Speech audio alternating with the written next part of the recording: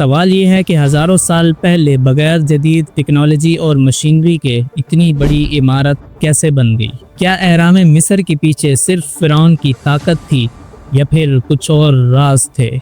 हज़ारों टन वज़नी पत्थर बगैर क्रेन और मशीन के एक दूसरे के ऊपर कैसे रखे गए? अहराम मिस्र के अंदर आखिर ऐसा क्या है जो दुनिया सदियों से छुपाए बैठी है? दोस्तों, आज से तकरीबन 4500 साल पहले इजिप्ट में एक ऐसा अजूबा बनाया गया जो आज तक दुनिया को अपने बारे में सोचने पर मजबूर करता है। The great pyramid of Giza. बताया जाता है कि दुनिया के अंदर 118 पिरामिड्स मौजूद हैं, अलग अलग शेप और अलग अलग साइज के, और कई पिरामिड्स टूटकर मलबा भी हो चुके हैं और सबसे अच्छी कंडीशन में शायद यही पिरामिड मौजूद है। 147 मीटर की हाइट पर इंसानों की बनाई गई ये सबसे ऊंची चीज़ थी। इसमें तकरीबन 23 लाख पत्थरों का यूज़ किया गया और इसमें से कई पत्थर तो 50-50 टन के भी थे।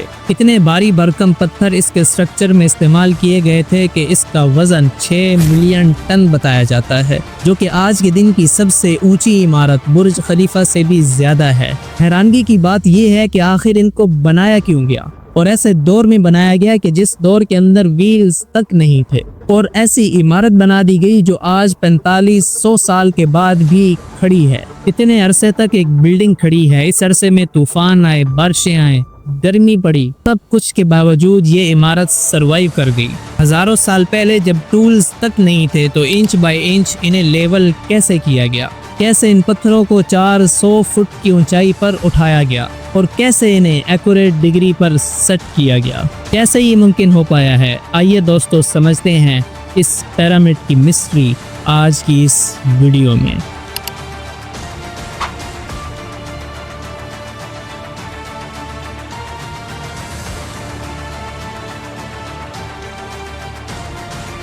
Is arguably the most enigmatic structure on the face of the earth. Built around 2500 BC, it is the tallest structure on Earth for more than 3,500 years. Built as gargantuan tombs of shining white limestone, the pyramids were designed to hide dark secrets of the dead. दोस्तों, अगर देखा जाए तो यहाँ Egypt के अंदर एक नहीं बल्कि 3 एक ही शेप के पिरामिड दिखाई देते हैं, और इनमें से आज हम बात करेंगे सबसे बड़े pyramid, the great pyramid of Giza की, जिसे अखित खुफू के नाम से जाना जाता है। इसकी कंस्ट्रक्शन तकरीबन 2547 BCE में हुई थी, जिसमें तकरीबन 1 मीटर क्यूब के या इससे भी बड़े 23 लाख पत्थर यूज किए गए थे, और बाकी के स्ट्रक्चर को 2 अलग तरह के लाइमस्टोन से बनाया गया था। इसके अंदरूनी चैम्बर को तकरीबन 50 टन वजनी ग्रेनाइट पत्थर से बनाया गया था। अब आप खुद सोचें कि जब 23 lakh normal stones plus 50 ton granite stones और प्लस लाइम स्टोन्स को जब एक साथ जोड़कर कोई स्ट्रक्चर बनाया जाए तो क्या वो अजूबा नहीं होगा? बनने के तकरीबन 3800 साल तक ग्रेट पिरामिड ने world tallest man made structure का खिताब होल्ड करके रखा था, जिसका रिकॉर्ड तोड़ा था लंदन में बनाई गई इमारत एसटी पॉल्स ने, जो बनने के तकरीबन 380 साल भी खड़ा नहीं हो पाई और कोलैप्स कर गई थी। दोस्तों, किसी भी स्ट्रक्चर को बनाने के लिए सबसे पहले बेस का बनाना बहुत ही जरूरी है, और यहाँ की जगह को भी बैलेंस करने के लिए इस टूल का इस्तेमाल किया गया। इसके बाद फिर उन्होंने नेक्स्ट स्टेज अलाइनमेंट की स्टेज को भी बखूबी पार करके दिखाया। पिरामिड को इस तरीके से डिजाइन किया गया कि इसकी चारों डायरेक्शन नॉर्थ, ईस्ट, साउथ और वेस्ट में एग्जैक्टली पॉइंट कर रही हैं। इसमें सिर्फ एक बहुत ही छोटा सा एरर है, और ये इतना परफेक्टली किया गया बगैर किसी टेक्नोलॉजी और बगैर किसी कंपास के। उन्होंने एग्जैक्टली अलाइनमेंट कैसे की, तो इसके बारे में एक पॉपुलर थ्योरी है एटोमन एक्वानॉक्स की, यानी जब दिन और रात एग्जैक्टली इक्वल होते हैं तो जमीन पर पड़ने वाली शैडो और साया इक्वल हो जाता है ईस्ट और वेस्ट में।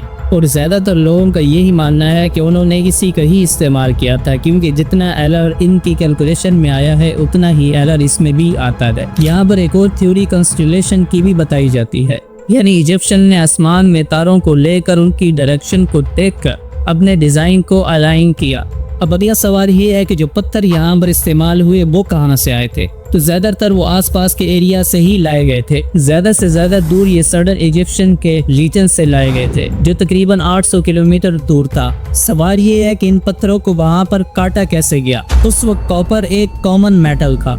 उस वक्त जो टूल बनाए जाते थे वो कॉपर के ही होते थे, और जो ज्यादा हार्ड पत्थर होते थे उन्हें ये डोलीग्राइट का इस्तेमाल करके तोड़ते थे। और इसी तरह पत्थरों के किराए के अंदर लकड़ी को डालकर उसे हथौड़े से मारकर उस पत्थर को तोड़ते थे। अब सबसे बड़ा सवाल ये है कि ये पत्थर मूव कैसे किए जाते थे, पत्थर लाए कैसे जाते थे, जबकि कोई मशीनरी इवन के पहिया भी नहीं होता था। इसके बारे में एक थ्योरी ये है कि ये लोग नदी के जरिए से यानी पानी के जरिए से इन पत्थरों को लाते थे। पत्थरों को लाने के लिए एक राफ्ट सी बनाते थे जो नदी पर तैरती थी, और फिर नदी से पिरामिड तक ये स्लेजेस का इस्तेमाल करते थे। जैसा कि आप इस पेंटिंग में देख सकते हैं कि कैसे ये एक बड़े से स्टैचू को लेकर जा रहे हैं इन्हीं स्लेजेस पर और रस्सियों से खींच रहे हैं। दोस्तों, अब सबसे बड़ा और मुश्किल सवाल ये है कि इन पत्थरों को एक दूसरे के ऊपर रखा कैसे गया। इसके बारे में एक थ्योरी ये है कि रैम का एक सिस्टम बनाया गया, और स्कॉलर्स का मानना ये है कि इस तरीके का रैम बनाया गया होगा, जो कि एक स्टेयर्ड स्लोप था। इस स्लोप के ऊपर पत्थरों को धक्का मारने के लिए लकड़ी के पिलर्स का इस्तेमाल किया गया, और फिर इन पिलर्स के अराउंड रस्सी का इस्तेमाल किया इन पत्थरों को खींचने के लिए। इसके अलावा एक थ्योरी ये कहती है कि उन्होंने लीवर्स का इस्तेमाल किया होगा पत्थरों को रखने के लिए, जैसे कि आप इसमें भी देख सकते हैं। फिर इसके बाद पिरामिड की बाहर की लेयर्स को वाइटिश लाइमस्टोन से बनाया गया। जब सनलाइट इन पर पड़ती थी तो ये पिरामिड बहुत ही वाइट कलर में शाइन करते होंगे, और सिर्फ यही एक चीज़ है जो इन पिरामिड से ख़त्म हो चुकी है, और सिर्फ थोड़ी सी ही बच गई है इस पिरामिड ऑफ गीज़ा पर। But now question is this कि इन्हें बनाया क्यों गया। तो वही रीज़न हो सकता है जो बाकी एंशिएंट मॉन्यूमेंट्स बनाने के पीछे का था। इन्हें मकबरे के तौर पर बनाया गया। ये एक टूम्स हैं। इनके फेरोज को यहाँ इन पिरामिड्स के अंदर दफनाया गया था, क्योंकि ये एंशिएंट इजिप्शियन आफ्टर लाइफ, मरने के बाद की जिंदगी को मानते थे। और इस आफ्टर लाइफ के लिए जब ये फेरोज और राजा जिंदा थे तो ये अपने लिए टूम्स बनवाते थे, अपने लिए बहुत सा खाना, खजाना, फर्नीचर, कपड़े और ऐसी सारी चीजें इन पिरामिड्स के अंदर रखते थे, और वो ये समझते थे कि आफ्टर लाइफ ये चीजें काम आएंगी। उनके मरने के बाद उनकी बॉडीज को ममीफाई किया जाता था और वुडन के या स्टोन कॉफन्स के अंदर इन्हें दफना कर रख दिया जाता था। इन पिरामिड्स को इसीलिए ही यूज किया जाता था। इसके दो बड़े रीजन हैं। पहला तो ये कि इस जैसे और पुराने पिरामिड्स पर और इस जैसे ही कॉफिन्स पर कुछ टेक्स्ट लिखे हुए मिले हैं और उसमें बताया गया है कि ये लोग क्या करते थे। और दूसरा, मेजॉरिटी ऐसे हिस्टोरिकल पिरामिड्स जो इजिप्ट और सूडान में मिले हैं उन्हें टोम्स की तरह ही इस्तेमाल किया गया था, लेकिन specially the great pyramid of Giza के अंदर इन चीजों के होने के कोई सब्सटेंशियल एविडेंस नहीं मिले हैं। इसीलिए लोग फिर अपनी अपनी थ्योरीज बनाते रहते हैं। इस ग्रेट पिरामिड के अंदर जब आर्कियोलॉजिस्ट गए तो उन्हें सिर्फ 3 रैलीज मिले और एक खाली कॉफिन। कहा जाता है कि ये ताबूत खुफू का था और बाकी जो खजाना इसके आसपास होना चाहिए था वो लूट लिया गया है, क्योंकि इतने साल और इतना अरसा गुजर चुका है। इस पिरामिड के बारे में एक थ्योरी ये भी है कि ये पावर प्लांट था जिससे बिजली जनरेट हो सकती थी। एक और थ्योरी ये भी दी जाती है कि अनाज स्टोर करने के लिए एक ग्रैनरी थी, एक बड़ा गोदाम था। बट आज के दौर में हिस्टोरियंस एग्री हैं कि ये ग्रेट पिरामिड ऑफ गीजा मकबरे के तौर पर बनाया गया था, क्योंकि उनका मानना था कि जितना बड़ा मकबरा होगा, जितना ज्यादा खजाना होगा, जितना ज्यादा खाना होगा, उतनी ही अच्छी गुजरेगी उस राजा की आफ्टर लाइफ। एहराम मिस्र आज भी एक पहेली है और शायद ये राज कभी भी मुकम्मल तौर पर न खुल सके, लेकिन एक बात तय है कि ये अजूबा इंसानी तारीख को हमेशा जिंदा रखेगा। ये कहानी तो खत्म हुई मगर एहराम मिस्र के राज अभी बाकी है और हम इन राजों के ताक़ुब में आपके साथ रहेंगे।